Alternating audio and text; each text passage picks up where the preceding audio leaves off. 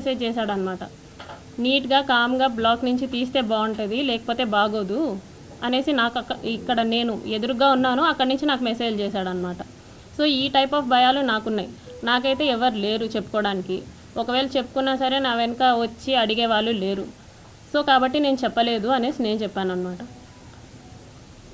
వాళ్ళు అదంతా విని నీ ఇష్టం వచ్చింది చేసుకో, అయిందంతా అయింది, తీయాల్సిన పరువు అంతా తీసావని చెప్పేసి మా వాళ్ళంతా దూరంగా ఉన్నారు. అంటే ఎవరు పనుల్లో వాళ్ళు ఉన్నారు, నన్ను ఎవరు పట్టించుకోలేదు.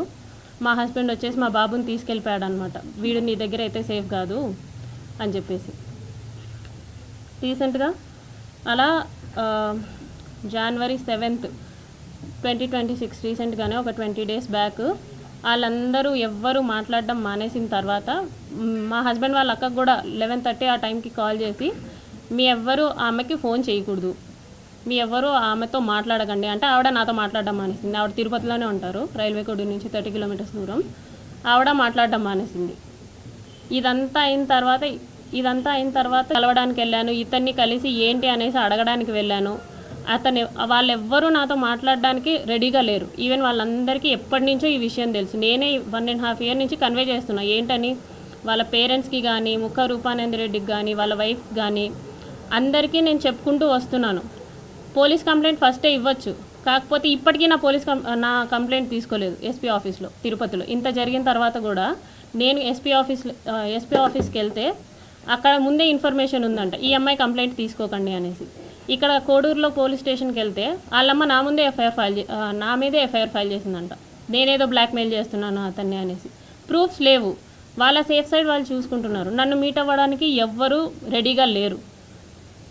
ఎన్నోసార్లు వెళ్ళా. మా మావయ్య కూడా వచ్చారు, మా మావయ్య భాస్కర్, ఆయన కూడా వచ్చారు. ఆయనతో పాటు వెళ్ళానమాట. వాళ్ళు పెద్ద వాళ్ళు వచ్చినా కూడా, మా తరపున వాళ్ళు ఎవరు వచ్చినా కూడా వాళ్ళు మాట్లాడడానికి రెడీగా కూడా లేరు. వాళ్ళ అమ్మ నాన్న కానీ, ఫోన్ కాల్స్ కానీ, ఏదైనా కానీ మాట్లాడడానికి రెడీగా లేరు. నేను చాలా ప్రయత్నించిన తర్వాతే ఇప్పుడు మీ అందరి ముందుకు వచ్చా. మొన్న సంక్రాంతికి చంద్రబాబు నాయుడు గారు నారావారిపల్లికి వచ్చారనమాట. ఎస్పీ ఆఫీస్లో తీసుకోవట్లేదని చెప్పేసి నేను డైరెక్ట్గా చంద్రబాబు గారికి ఇచ్చాను కంప్లైంట్.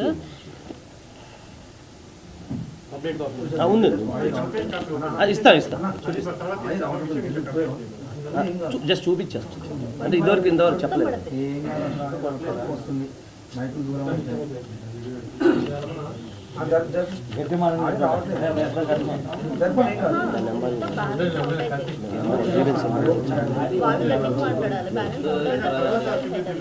అయిపోయింది జస్ట్ 2 minutes.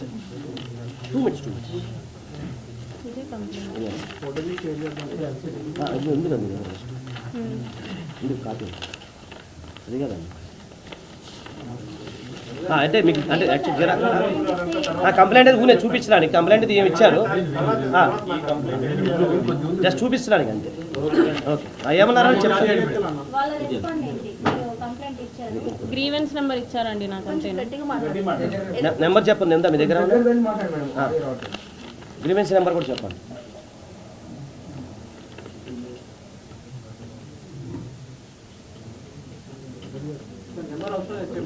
ఇది grievance number.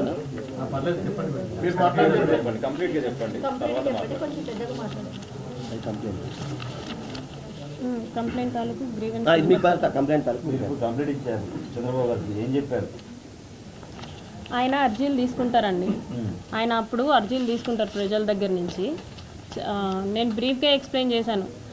So that MLA విషయం అయితే నన్ను పిలిపించైనా మాట్లాడతారు అన్న ఎక్స్పెక్టేషన్స్తో నేను వెళ్ళాను అనమాట. కాకపోతే ఆయన ఏంటంటే అంతమంది ప్రజల్లో జస్ట్ అందరి నుంచి తీసుకునేలాగా అర్జీలు తీసుకొని కలెక్టర్ ఆఫీస్కి చేరవేస్తే నాకు కలెక్టర్ ఆఫీస్ నుంచి గ్రీవెన్స్ నెంబర్ వచ్చింది.